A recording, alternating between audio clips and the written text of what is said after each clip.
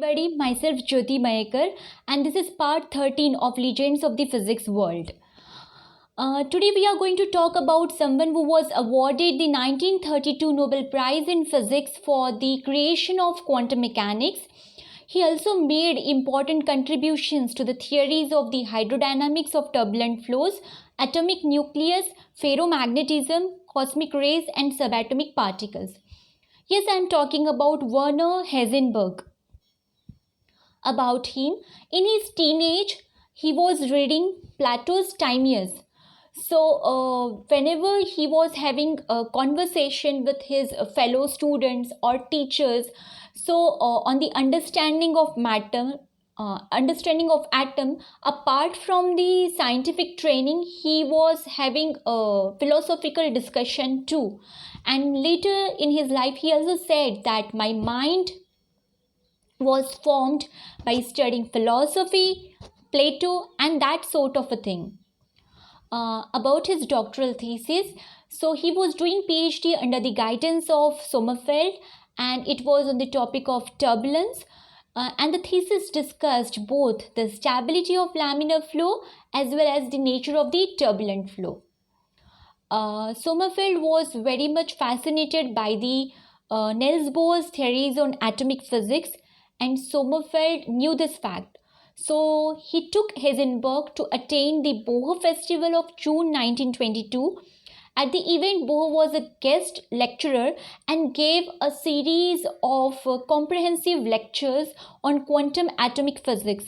There, Heisenberg met Bohr for the first time, and it had a significant effect and continuing effect on him. Heisenberg's name will always be associated with the theory of quantum mechanics, which was published in 1925 when he was just 23 years old. His new theory was based only on what can be observed, that is to say, on the radiation emitted by the atom. Mechanical quantities such as position, velocity, etc. should be represented not by ordinary numbers but by abstract mathematical structures called matrices, and he formulated his new theory in terms of matrix equations. Later, Heisenberg stated his famous principle of uncertainty, which is known as Heisenberg's uncertainty principle, which talks about the simultaneous measurement of error in position and momentum. If one tries to find out the position very accurately, there will be huge amount of error in the momentum, in the determination of the momentum of the particle, and the product of errors in these two quantities, it cannot be less than the quantum constant h. Now let's talk about sad story about his PhD. In 1923, he had to finish out his last semester while he was writing his doctoral dissertation. Heisenberg also had to take the 4-hour laboratory course in experimental physics offered by Professor Willy Wien. So that time he was doing PhD on theoretical topic, but it was compulsory. Wien made it compulsory for Sommerfeld students, any of the students who are doing a course in maybe in theoretical physics as well, they should have some knowledge of experimental physics. Wien and Sommerfeld both sat on the candidate's final oral exam, and both had to agree on a single grade in physics. He submitted his dissertation, which was a 59-page calculation titled On the Stability and Turbulence of Liquid Currents, to the Munich faculty on July 10, 1923. The topic arose from an earlier research contract Sommerfeld had with some company channeling the Isar River through Munich, and the problem was to determine the precise transition of a smoothly flowing liquid to turbulent flow. So it was an extremely difficult mathematical problem, and in fact it was so difficult that Heisenberg offered only an approximate solution. And later in his life, Sommerfeld said that I would not have offered such a difficult topic for the dissertation of any of my pupil. And the faculty accepted the thesis, and Wien accepted it for publication in the physics journal he edited. But then the mathematician Fritz Noether, he raised objections in 1926. The results remained in doubts for nearly a quarter century until they were finally confirmed. So, acceptance of the dissertation brought admission of the candidate to the final orals, where in this case the real trouble began for Heisenberg.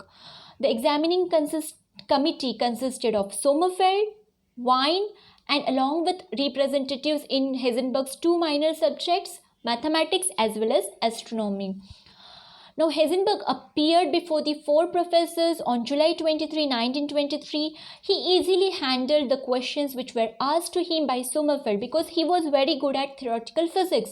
But he began to stumble on astronomy and fell flat on his face when it was about experimental physics. In his laboratory work, Heisenberg had to use a Fabry-Perot interferometer on which Wien had lectured extensively. But somehow those concepts related to experimental physics Heisenberg could not get. And he had no idea how to derive the resolving power of the interferometer, and he cannot derive the resolving power of either a telescope or a microscope even. So when an angry Wien asked him how a storage battery works, he was completely lost. And then Wien saw no reason to pass the young man, no matter how brilliant he was in other fields, but he doesn't know anything about the experimental physics. An argument broke out between Sommerfeld and Wien over the relative importance of theory and experiment. The result was that Heisenberg received the lowest of the three passing grades in physics and the same overall grade for his doctorate, both of which were an average between Sommerfeld's highest grade and Wien's lowest grade. And the sad story continued. When Heisenberg derived the uncertainty relations several years later, he used the resolving power of the microscope to derive the uncertainty relation, and he still had difficulty with it. And again, when Bohr pointed out the error, it led to emotional difficulties for Heisenberg. So most of the times what we talk about is achievement of a physicist, but we don't know the actual struggle which they have gone through, the problems they have faced, the difficulties they have gone through and all. So he was definitely very good at theoretical physics, but he had a very big problem with experimental physics. He said, an expert is someone who knows some of the worst mistakes that can be made in his subject and how to avoid them. Thank you.